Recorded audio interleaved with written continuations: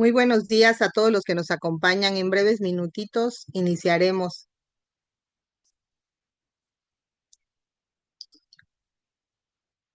¿Sí me escuchan, verdad?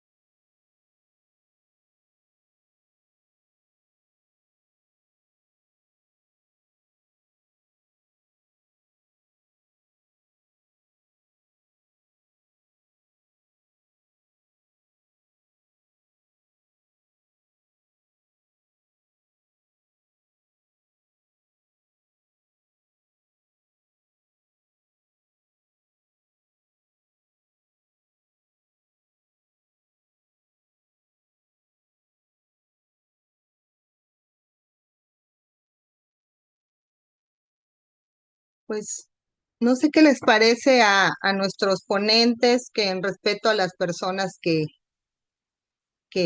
han entrado en puntuales, demos inicio o esperamos unos 5 minutitos más. ¿Qué Pues, dices, ¿qué Marce? piensas? Pues creo que ya somos muchos en la sala. De hecho, me parece que no hay como suficiente espacio para poder dar muchas más aceptaciones.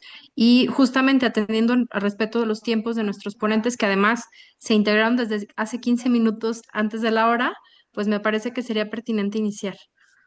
Correcto. Pues muy bien, ya son las 11 en punto. Pues vamos a dar inicio.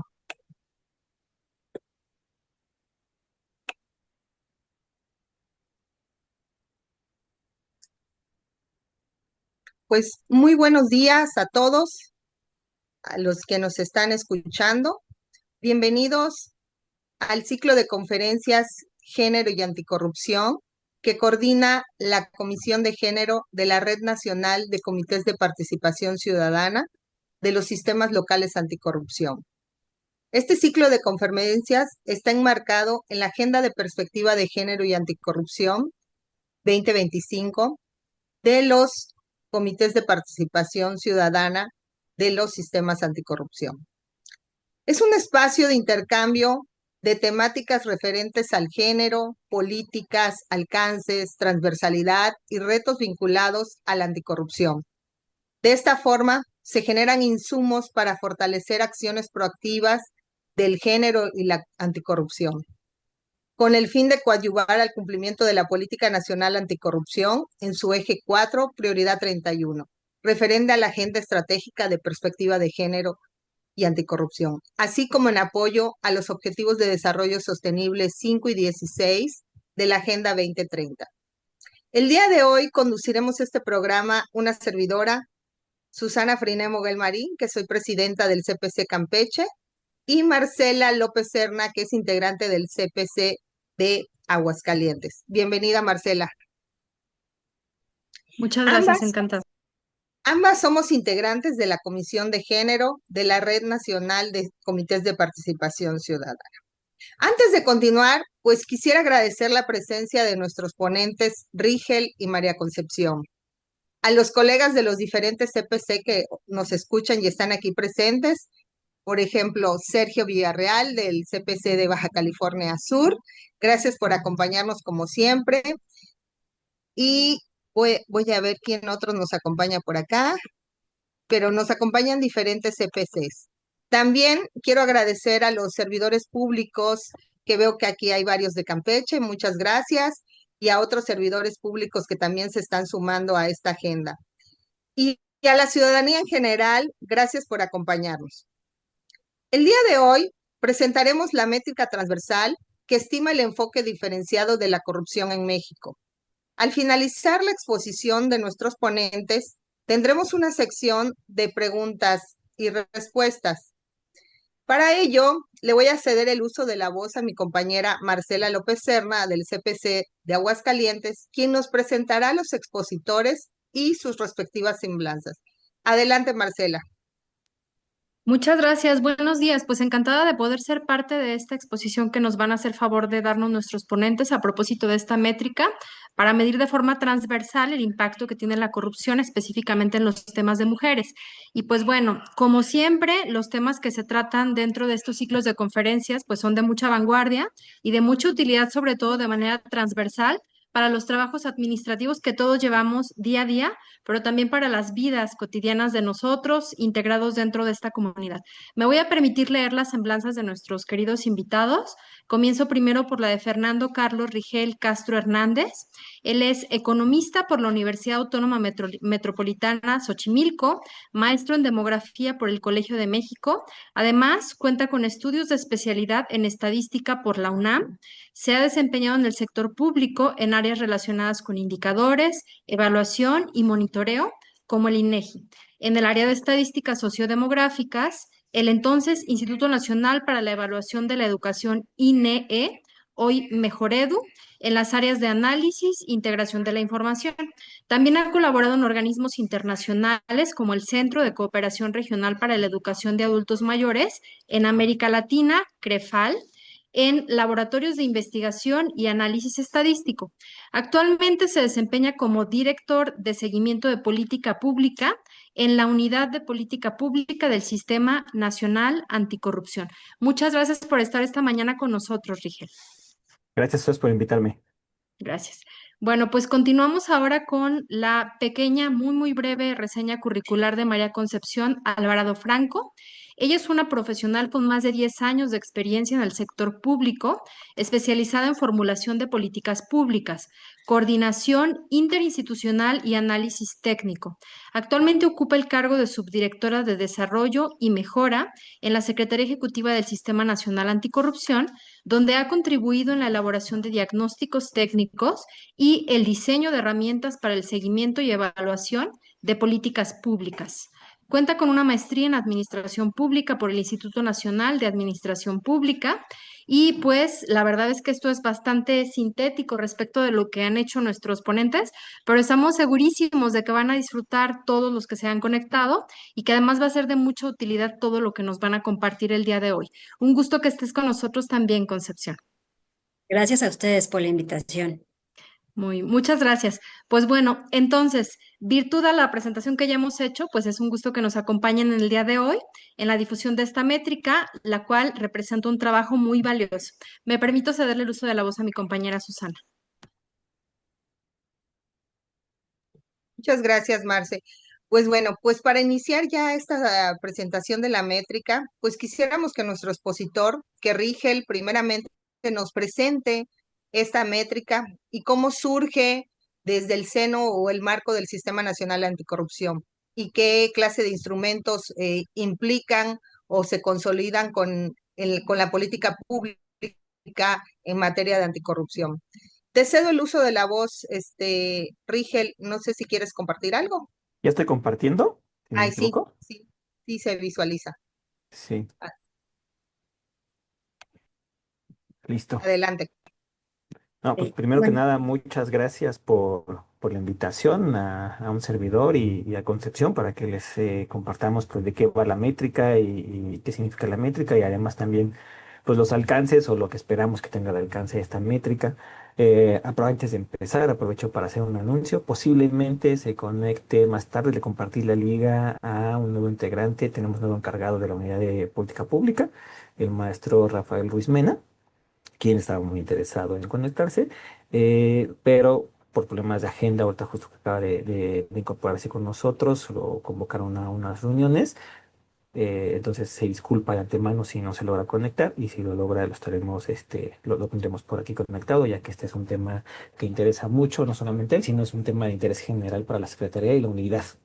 Bueno, una vez terminado ese corte comercial, empezamos con la métrica. La métrica la vamos a exponer entre un servidor y Concepción.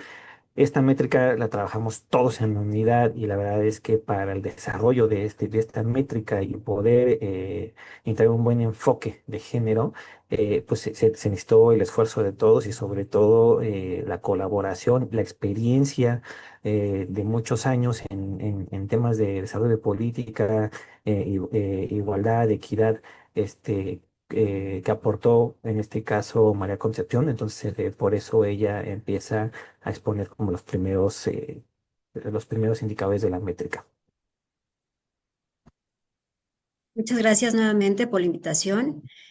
Y bueno, primero les voy a dar una pequeña introducción a la métrica. Como sabemos, pues la corrupción no afecta a todas las personas por igual, y si bien se trata de un fenómeno estructural que debilita la democracia y vulnera los derechos humanos, sus consecuencias son más graves para quienes ya enfrentan condiciones de desigualdad, como las mujeres, también los pueblos originarios o las personas en situaciones de pobreza. Por ello, es fundamental contar con herramientas que permitan transversalizar la perspectiva de género, también con un enfoque de derechos humanos. ¿Qué es la métrica? La métrica es una herramienta analítica que combina datos, indicadores y perspectiva de género para medir cómo se manifiesta la corrupción y cuáles son sus efectos diferenciados. Su objetivo es estimar el impacto diferenciado de la corrupción, incorporando la perspectiva de género en el marco del sistema de seguimiento y evaluación del Sistema Nacional Anticorrupción. Para lograrlo, se parte del análisis de las variables de medición contenidas ya en los indicadores nacionales vinculados a los objetivos específicos de la Política Nacional Anticorrupción. Y bueno, esta métrica tiene 10 dimensiones clave. Habla de faltas administrativas, del sistema de justicia, profesionalización, presupuesto, auditoría, fiscalización, riesgos de corrupción, contrataciones públicas, participación ciudadana, denuncia en el sector privado e integridad. El resultado de esta primera medición fue del 42.15%, lo que significa que aún enfrentamos un impacto diferenciado importante. La métrica busca habilitar la toma de decisiones informadas, evidentemente con base en evidencia, y diseñar acciones que realmente atiendan las desigualdades estructurales. Y bueno, además esta métrica sienta un precedente, ya que es la primera vez que se estima. Vamos a revisar de manera rápida cada una de las dimensiones de la métrica. La primera dimensión evalúa la primera dimensión tiene que ver, con las faltas administrativas relacionadas con el abuso de funciones y la violencia política contra las mujeres. Busca medir el peso específico que tienen estas conductas dentro del total de faltas administrativas graves registradas, es decir, cuántas de ellas están directamente vinculadas con prácticas que afectan de manera desproporcionada a las mujeres. En la primera estimación realizada con datos del 2023, el resultado fue que el 44.9% de las faltas administrativas graves registradas en las administraciones públicas estatales y federales corresponden a este tipo de conductas. Por otro lado, la segunda dimensión aborda el sesgo de género en el sistema de justicia penal, es decir, la forma en que las mujeres y hombres son tratados durante las distintas etapas del proceso penal. Se mide la diferencia entre la proporción de mujeres imputadas y la proporción de mujeres cuyos han sido resueltos, ya sea en la etapa de investigación o en la etapa de partición de justicia. En otras palabras, se busca identificar si existen diferencias sistemáticas en la manera en que el sistema actúa dependiendo del género de la persona acusada. A través de esta medición, lo que se busca es detectar posibles sesgos institucionales o estereotipos de género que influyen en la toma de decisiones dentro del sistema penal. Por ejemplo, puede haber una tendencia a resolver más rápidamente los casos donde hay mujeres imputadas, no necesariamente por garantizar el acceso a la justicia, sino por percepciones que las consideran menos peligrosas o fuera del perfil típico delictivo, y esto puede llevar a resoluciones poco profundas sin considerar contextos de vulnerabilidad o criminalización. El resultado de este análisis fue del 29.4%, lo que indica una diferencia significativa que merece atención. Es decir, aunque las mujeres representan el 13.12% de las personas imputadas, su proporción entre las sentencias desciende a solo 6.9%. La tercera dimensión aborda la métrica, tiene que ver con la brecha en el acceso a la profesionalización entre hombres y mujeres en el servicio público. Mide el grado de desigualdad en los esquemas de contratación, quienes acceden a puestos de mayor estabilidad y profesionalización y quienes quedan concentrados en esquemas como los contratos por honorarios. Si bien existen avances en la participación de las mujeres dentro del gobierno federal, pasaron de 34 al 43% del 2006 al 2023, las mujeres siguen estando subrepresentadas en puestos de alto mando y suelen estar concentradas en sectores tradicionalmente feminizados como la salud, la educación o la cultura. En contraste, los esquemas de contratación de confianza, donde se toman las decisiones estratégicas, están dominados por hombres. Y en los esquemas por honorarios, con menor estabilidad y menos oportunidades de desarrollo, las mujeres representan el 55% del personal contratado. El resultado arrojó que el 7.4% más de hombres tienen acceso a esquemas de contratación más estables y por ende con mayores oportunidades de profesionalización. La dimensión 4, en cuanto a la atención presupuestaria a la perspectiva de género, mide el nivel de cobertura que tienen los entes públicos al momento de asignar presupuesto a estrategias y líneas de acción que incorporan explícitamente perspectiva de género y enfoque de derechos humanos dentro del marco del anexo transversal anticorrupción. El cálculo se hace tomando en cuenta cuántas de las posibles líneas de acción con perspectiva de género reciben asignación presupuestaria efectiva por parte de las dependencias responsables.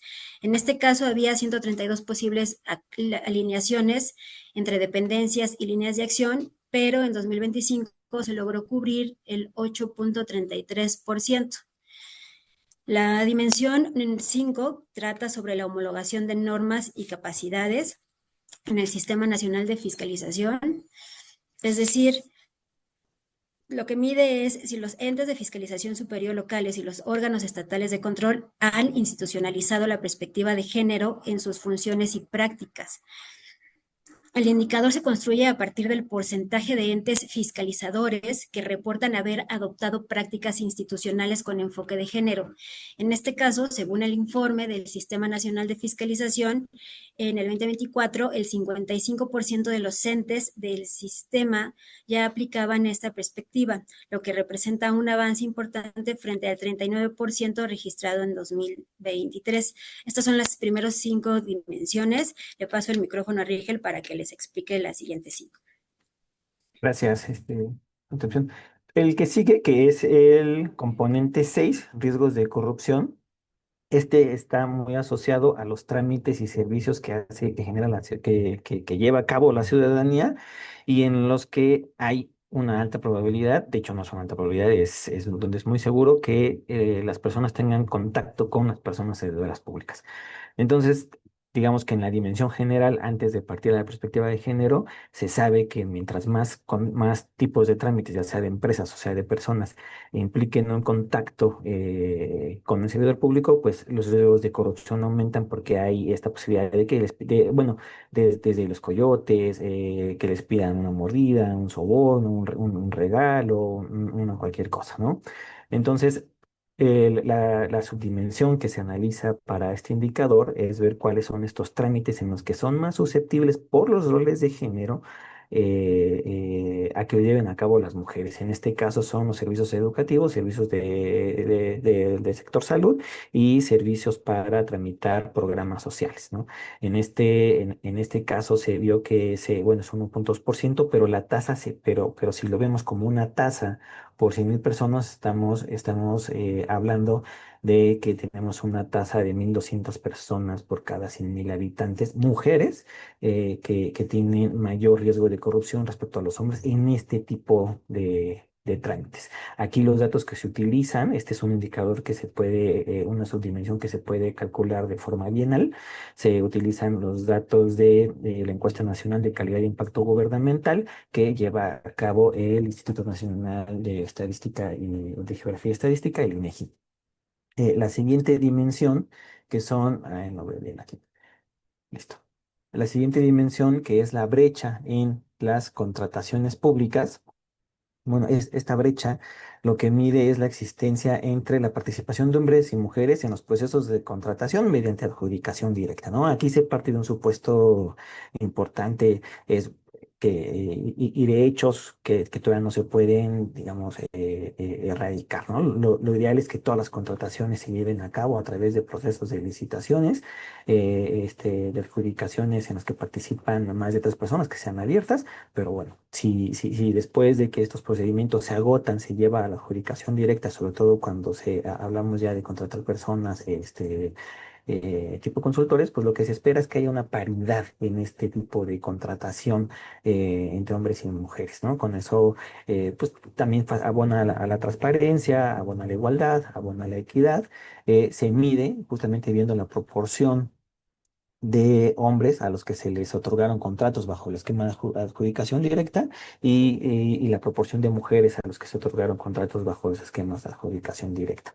La primera medición nos da un 22%, significa que la brecha, es decir, todavía a los hombres se les adjudica 22% más contratos respecto que a las mujeres.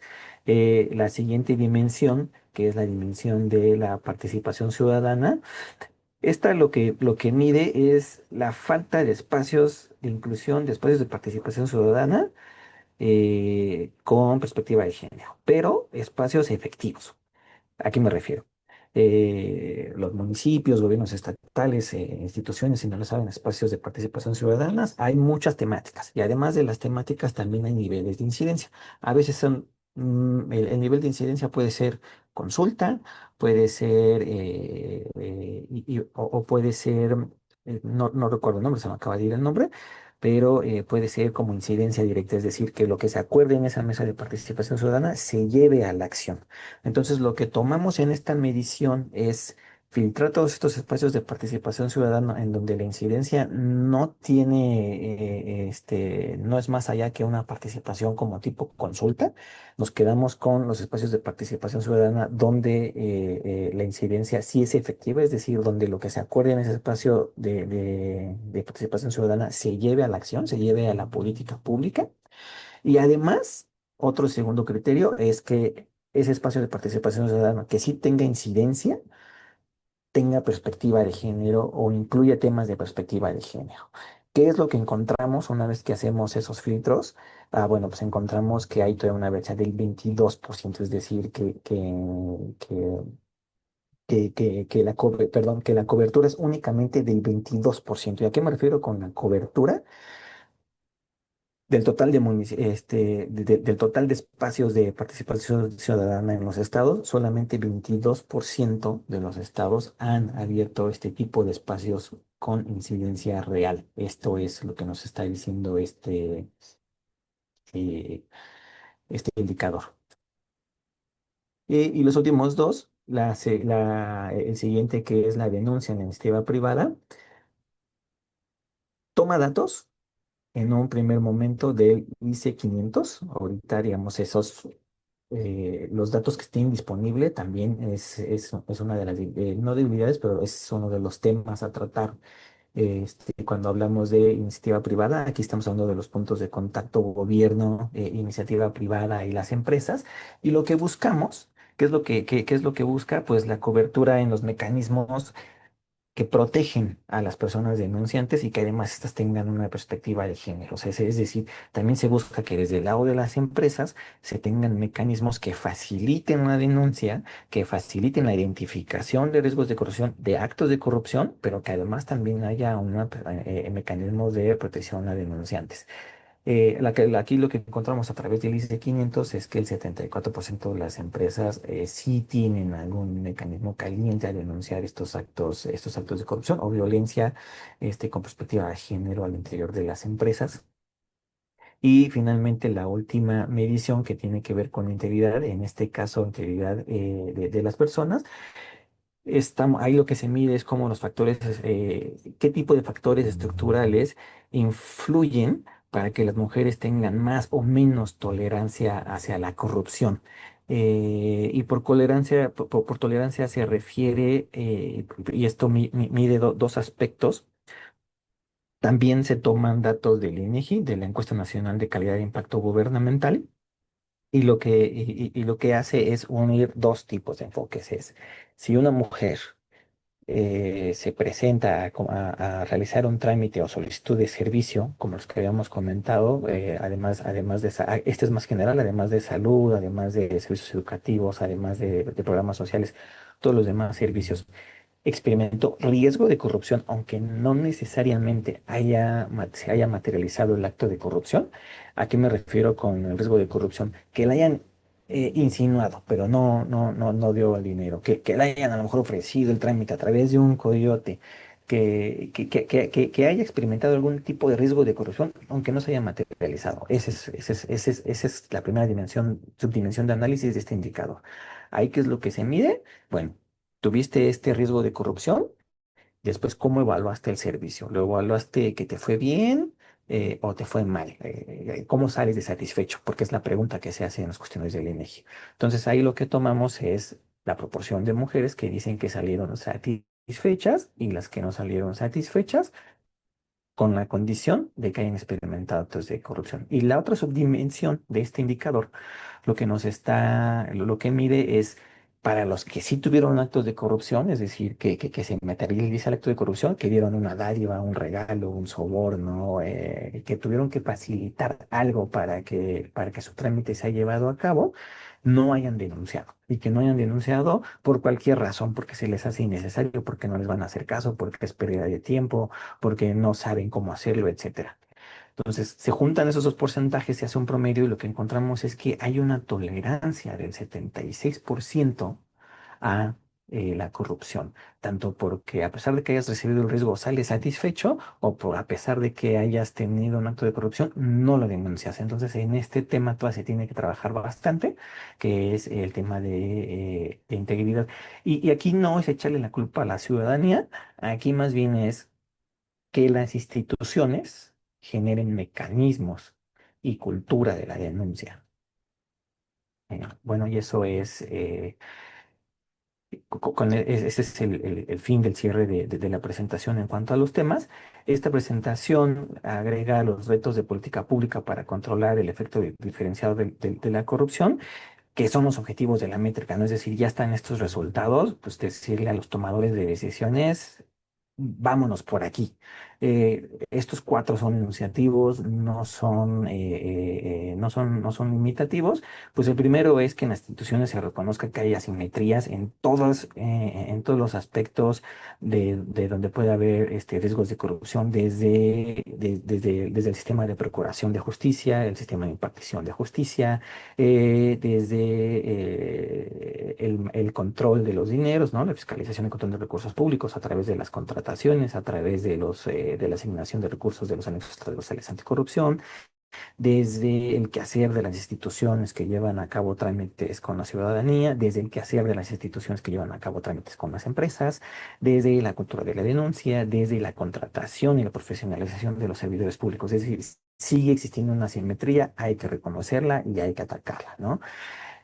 También otra cosa que se identifica, y por eso me detuve un poquito en el objetivo 9 que tiene que ver con el IC 500, y por ahí también en el objetivo 2 que tiene que ver con el sistema de justicia en México, pues es que se debe de seguir promoviendo la generación de datos, más datos que nos ayuden a identificar la prevalencia, la incidencia de riesgos y factores de la corrupción que propicien tanto faltas administrativas como delitos por hechos de corrupción, y que propicien riesgos de corrupción en el manejo de los recursos públicos.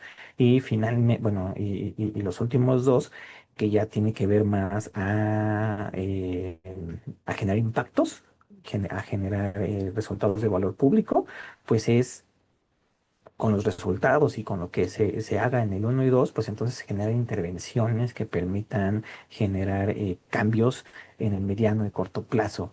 Y además que estos cambios y que estas intervenciones se pueden estar monitoreando con el tiempo. Dicho de otra manera, es que sean políticas, sostenidas a políticas bien estructuradas para que cuenten con un mecanismo de ciclo de política pública, pues, ¿no? Que es implementación, seguimiento y evaluación de este ciclo. Y finalmente, y esto creo que sigue siendo muy importante, es que empecemos por nosotros, los servidores públicos, y por los entes públicos. Es decir, que todas las instituciones de la administración pública adopten perspectiva de género en todos los ámbitos del servicio público, desde el ingreso, promoción, y permanencia de las personas servidoras públicas, desde el quehacer institucional hacia afuera de las instituciones públicas y por mencionar solo algunos. Bueno, y con esto se termina la presentación. Fuimos un poquito breves porque ya se ha hecho esta presentación antes, me parece que también a este grupo, entonces no queríamos eh, aburrirlos con la exposición más larga.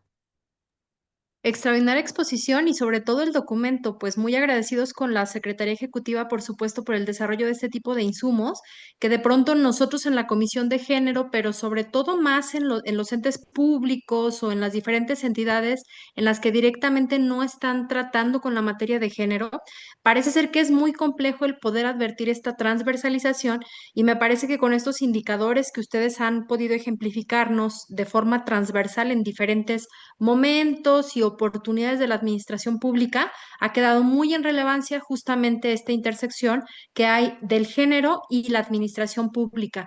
Pues muy interesante, además, los comentarios aledaños que ustedes le han podido derivar a esta presentación han sido sumamente oportunos y para no hacer esto demasiado largo, voy a permitirme dar el uso de la voz a mi compañera Susi para que tenga bien dar lectura a las preguntas y respuestas o bien concederles el uso de la voz en caso de que tuvieran algún comentario o pregunta los asistentes a este foro.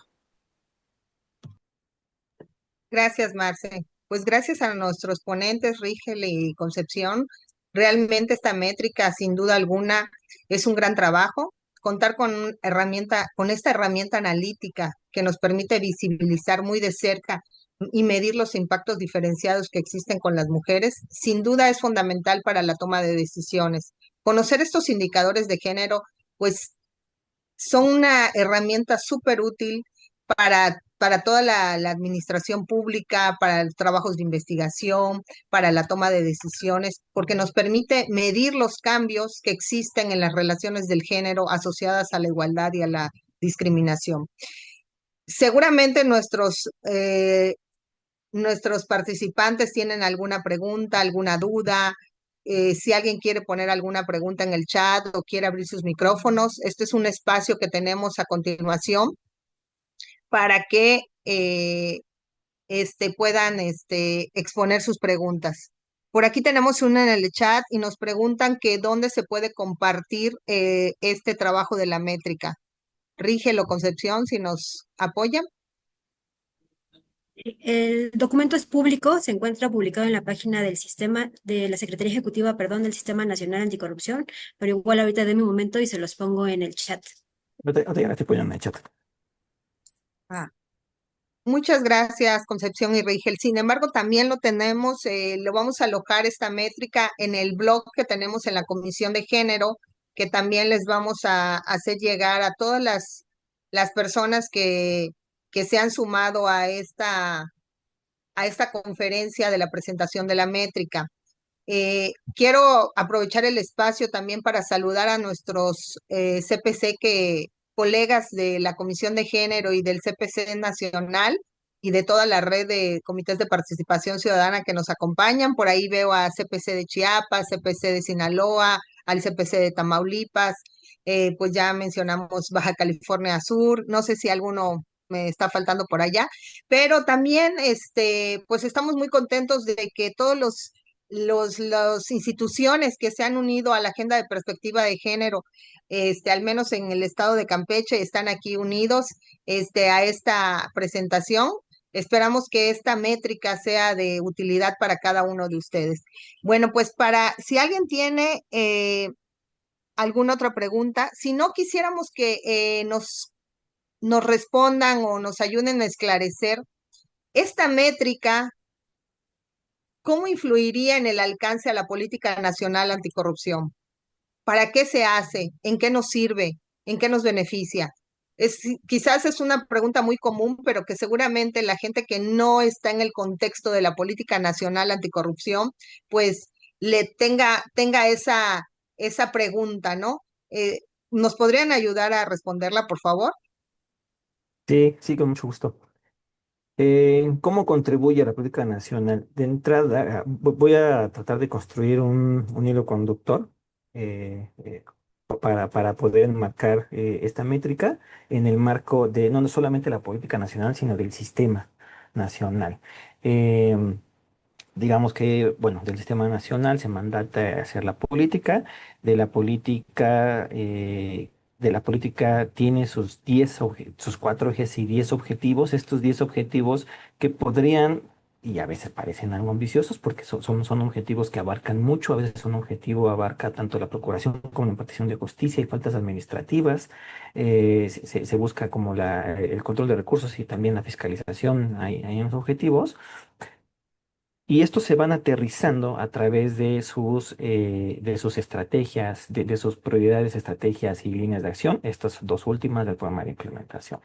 El siguiente nivel, digamos que el siguiente paso que fue, bueno, que fue este que comenté el programa de implementación, eh, el tercer nivel es su modelo de seguimiento y evaluación, ¿no? En este ciclo de la política pública tenemos ya la política, que es la identificación del problema público, la implementación, la hechura de la política pública, viene entonces viene la implementación y después viene el seguimiento. Este seguimiento, y es aquí donde me voy a detener tantito, de este seguimiento sale el sistema de seguimiento y evaluación, el SISE, del Sistema Nacional Anticorrupción. Y aquí hago énfasis porque no es de la política, no es del comité coordinador, es de todo el sistema. Es decir, aquí entran los 32 sistemas locales. Este sistema contempla sistemas de indicadores, 3 sistemas de indicadores. El primero que son los asociados a la política nacional a través del programa de implementación, los segundos que son los 10 indicadores nacionales y los terceros que son los indicadores que cada uno de los sistemas locales genera a través de sus políticas estatales. Me detengo en el segundo. Me regreso al segundo. El, se- este segundo, este segundo que son los indicadores nacionales, son los indicadores, perdón, vaga redundancia, los indicadores nacionales que en su momento fueron presentados y calculados.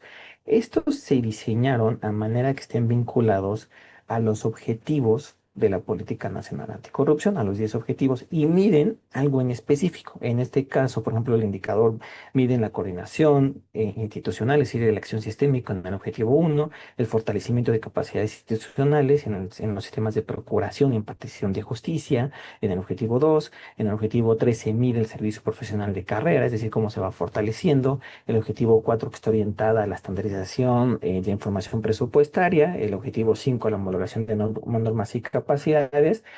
El objetivo 6 a los esquemas de contención de riesgos de corrupción. Esto estamos hablando en programas sociales, en programas sociales. El objetivo 7 en contrataciones públicas. El objetivo 8 en participación ciudadana. Y los últimos dos, si no me equivoco, el 9 que tiene que ver con integridad empresarial y el 10 que tiene que ver con integridad de las personas.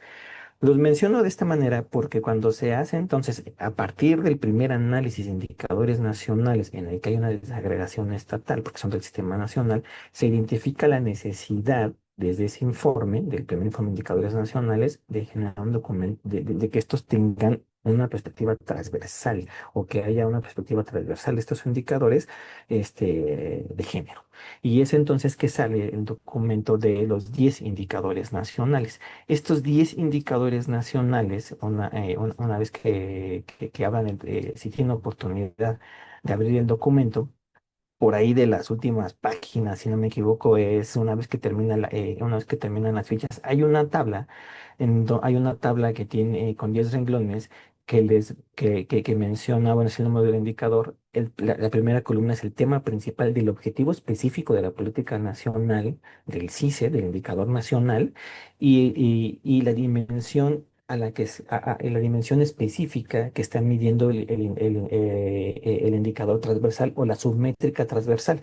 En este caso, faltas administrativas para el caso de coordinación, sesgo, solamente doy el ejemplo de los primeros dos, ¿no? El objetivo, el indicador nacional 2 que mide el fortalecimiento de capacidades institucionales, digamos que el indicador asociado con perspectiva de género, lo que mide es el sesgo de género en el sistema de justicia penal.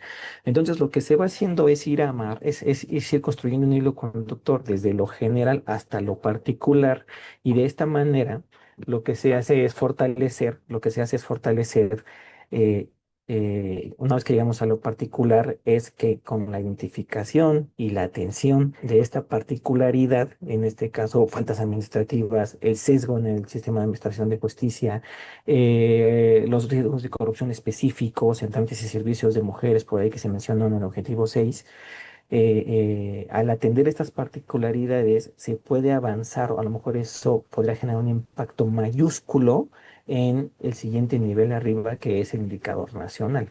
Y ese impacto mayúsculo podría verse reflejado ya como un cambio en esta teoría del cambio, como un valor público que la gente sí estaría percibiendo en el quehacer diario de las instituciones. Pues tenemos muchas preguntas aquí en el chat. Me parece que mucha de la explicación que nos han dado ayuda a ponerle cara a este fantasma que es la desigualdad, que de pronto sabemos que hay una desigualdad que es evidente, pero al ponerle número y al poder ir indagando de forma tan minuciosa en esta disección que ustedes hicieron de indicadores, pues nos ayuda también a poder ver qué es lo que necesitamos atacar. Dentro de las preguntas, que son varias, me voy a permitir hacerles un par juntas para ver si Concepción o tú, Rigel, nos las pueden contestar. La primera de ellas dice que en una reunión anterior ustedes habían dicho que este estudio no estaba completo, que faltaba por añadir una parte del análisis, y la pregunta es si ya quedó completo y listo. Una segunda pregunta es, ¿cada cuánto se va a medir esta métrica para poder saber si cambia la brecha con base en las acciones que vamos realizando? Una más tiene que ver con cada cuánto se va a medir ese dato de nueva cuenta y cómo poder aportar datos a esta métrica. Concepción o Rigel, adelante. Sí, que empecé yo con unas concepciones y luego tú, yo empecé con la primera, con la segunda, ¿eh? ¿Cada cuándo se va a medir?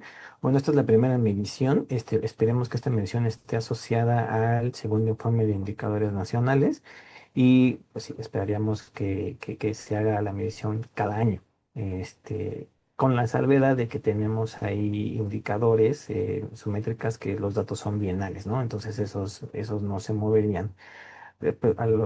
Y sobre lo que se comentó de que no está terminada, sí, claro que no está no podríamos considerar que está terminada, porque esta métrica, al estar hecha a base de pequeños indicadores, tiene que pasar la prueba del ácido.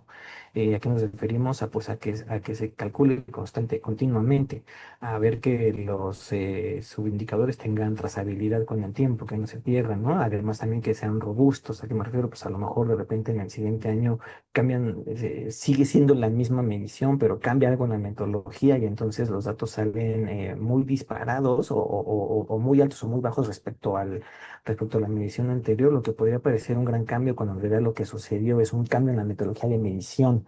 Entonces, también hay que ver qué tan robustos se mantienen los datos. Y como siempre, pues lo que se esperaría también es que a través de la práctica y la recepción de preguntas, de comentarios y de sugerencias, pues ir fortaleciendo esta métrica, ¿no? A lo mejor agregarle pequeñas dimensiones a cada uno de los temas, de los objetivos, para fortalecerlo. Por eso se había mencionado que no estaba terminado. Ujú. Muchas gracias. Adelante, Bueno, nada Concepción. más, perdón, para abonar por lo que respecta a si está terminado o no el documento, de hecho ya se presentó y se aprobó en una comisión ejecutiva, y como bien comenta Rigel, pues estaríamos esperando incluirlo en el próximo informe de indicadores nacionales. En cuanto a cuándo pueden abonar, como dice Rigel, cualquier comentario, sugerencia o crítica, pues todo abona. Sin embargo, también la parte de difusión, que ustedes nos puedan ayudar a difundir la métrica, a revisar las variables, porque una de las cosas que se encontró durante la elaboración de la métrica, pues fue que los datos diferenciados por género son escasos, ¿no? Entonces, si ustedes nos ayudan a difundir y a impulsar como esta generación de datos de forma diferenciada, pues también contribuye a fortalecer herramientas como esta. Muchas gracias. Tenemos un par de preguntas más. La primera es si es posible desglosar estos datos a nivel estatal y en su caso, ¿en qué categoría sería? En dado caso que se necesite esta información por parte de los CPCs, ¿ante quién se pueden tramitar en la CESNA? Y por favor que nos compartan los datos. Esa es una pregunta de Lucía Mimiaga del CPC de Sinaloa. Y una segunda pregunta es, ¿qué tan urgente es esto, no? A propósito de que las CCEAs de los estados puedan bajar también esta información a sus propios comités y a sus sistemas en completo.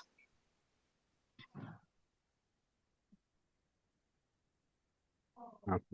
Eh, Respecto a compartir, compartir la información, sí se puede compartir. Ya de hecho estaba viendo ahorita, estoy buscando como un Excelito que hicimos que tiene los datos, como para que se puedan meter más al detalle de la métrica. Sí, eso se puede compartir. Tengo que buscar cuál es el mecanismo, porque como mencionó Concepción, sí ya lo autorizó Comisión Ejecutiva, pero sí faltaría todavía a lo mejor que se presente en Comité Coordinador o en la asamblea, en una asamblea del Sistema Nacional. Entonces todavía hay que buscar cuál sería el mecanismo para compartir esta ficha, pero sí se pensó hacer una ficha con datos para que se puedan compartir. Respecto a si se puede calcular a nivel estatal, se procuró en la mayoría de los casos en los que se puede tener datos estatales, pero algunos son datos agregados estatales. ¿A qué me refiero? Por ejemplo, en el objetivo 2 que mide el sesgo.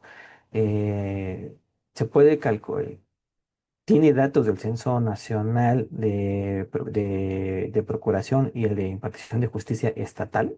Tiene datos de esos censos, pero agregados, es decir, la suma total. Si se intenta abrir solo esa dimensión, pues hay estados que están que en la base de datos de INEGI, que nosotros que genera INEGI, están en blanco, es decir, no hay un dato. Entonces habría estados para los que no habría dato, para los que sí hay dato, ¿no? Hay otras submétricas, como la del objetivo 9 que les comenté, se toman datos del ICE 500.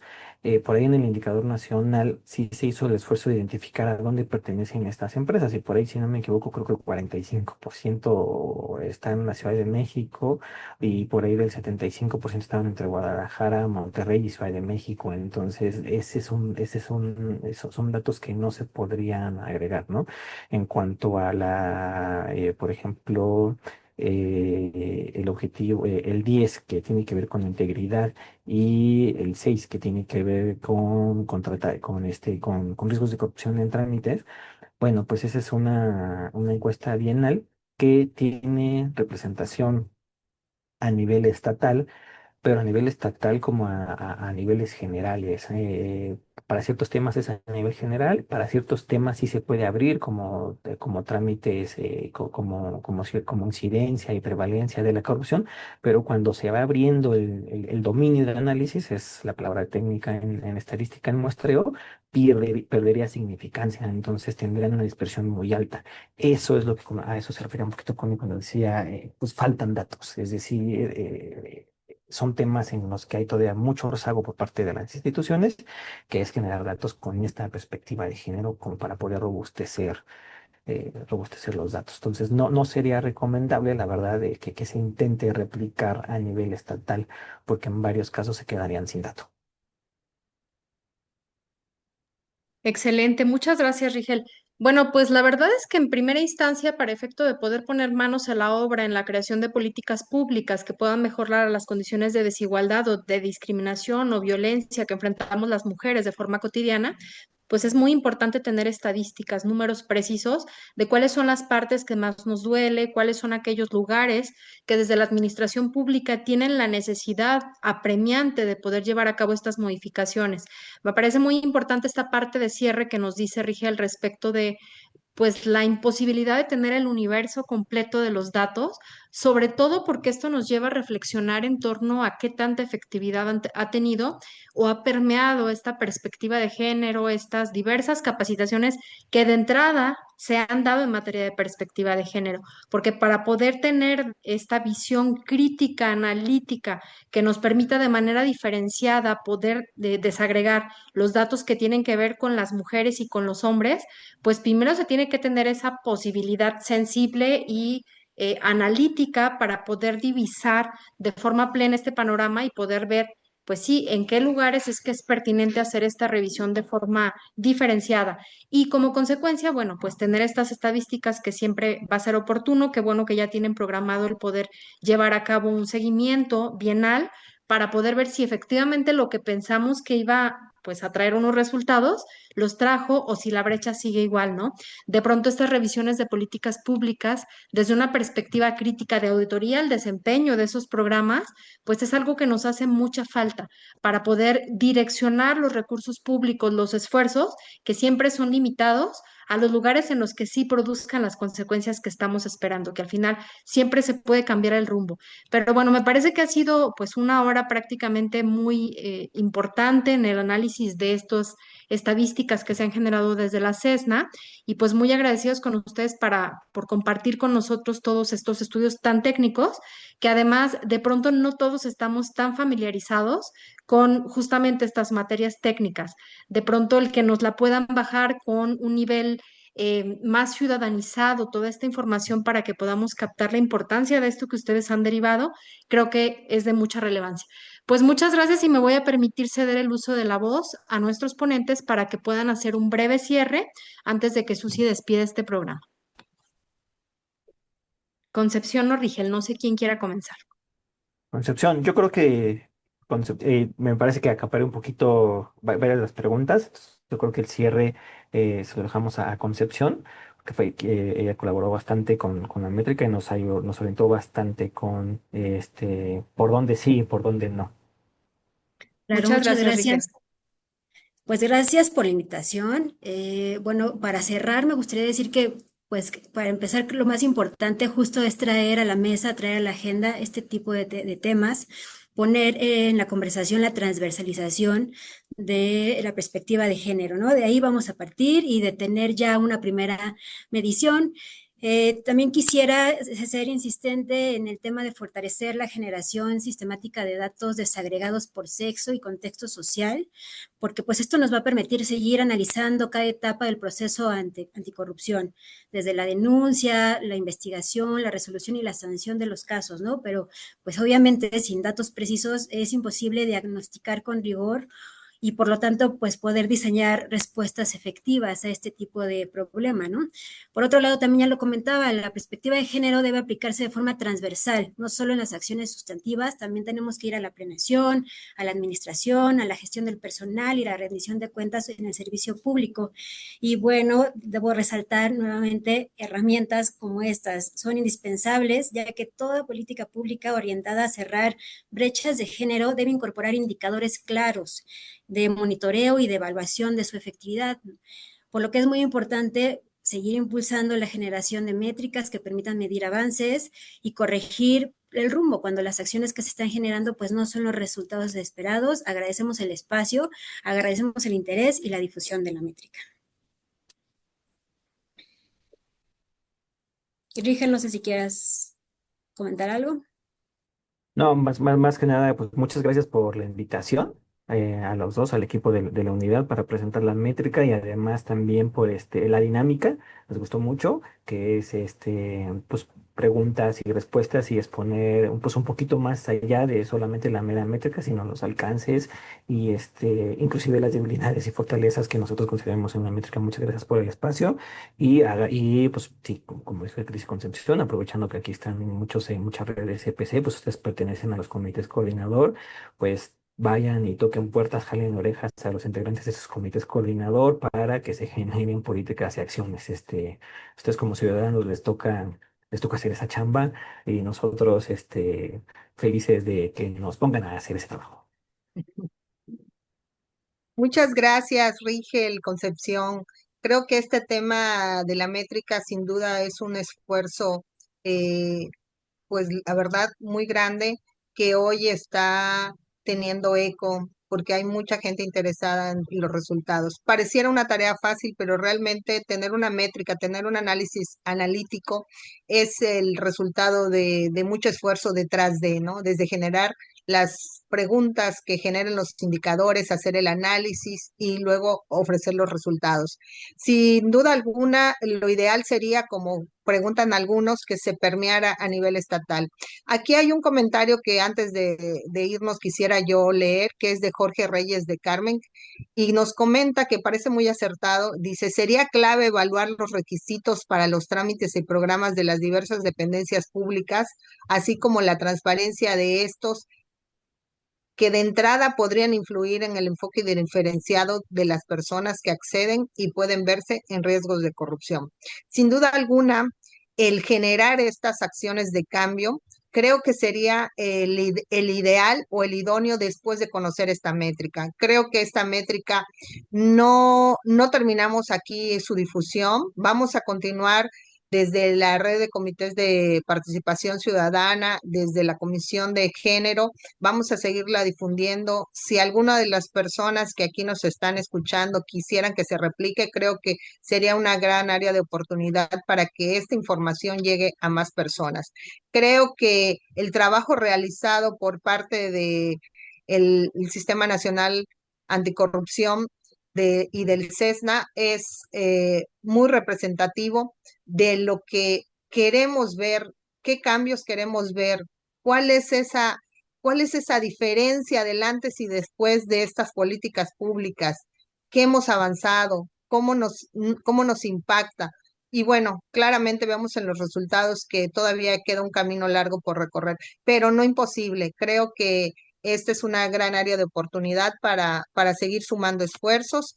Pues ya no robo más el uso de la voz y quiero agradecer a todos los que estuvieron presentes en esta plática en nombre de nuestra presidenta de la Comisión de Género de la Red Nacional de CPC, Patricia Talavera Torres, integrante del CPC Nacional, quien haya gestionado y a todos esta plática y a todos los integrantes de la Comisión de Género que siempre contamos con su apoyo para escuchar todos los temas importantes que tenemos, a todas las personas que se sumaron a esta conferencia y agradecemos desde luego a nuestros ponentes su presentación y a todos su presencia el día de hoy. Antes de cerrar, me gustaría que tomáramos una foto del registro de esta conferencia. Si fueran tan amables de encender sus cámaras, se los agradeceríamos. Y estamos a sus órdenes, cualquier duda o pregunta.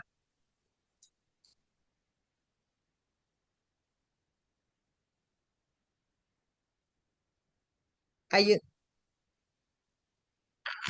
ahí va la foto. Esperen un segundito más.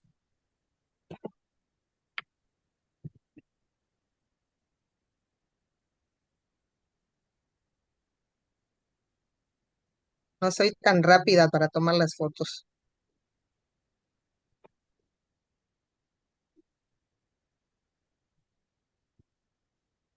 Listo. Pues muchísimas gracias por su presencia el día de hoy. Nos despedimos. Gracias, Rigel. Gracias, Marce. Como siempre, gracias, Concepción. Gracias a cada uno de ustedes que se sumaron a este esfuerzo conjunto. Gracias, Patti, por hacerlo posible. Nos vemos en la próxima conferencia. Muchas gracias. Gracias, hasta luego. Hasta luego.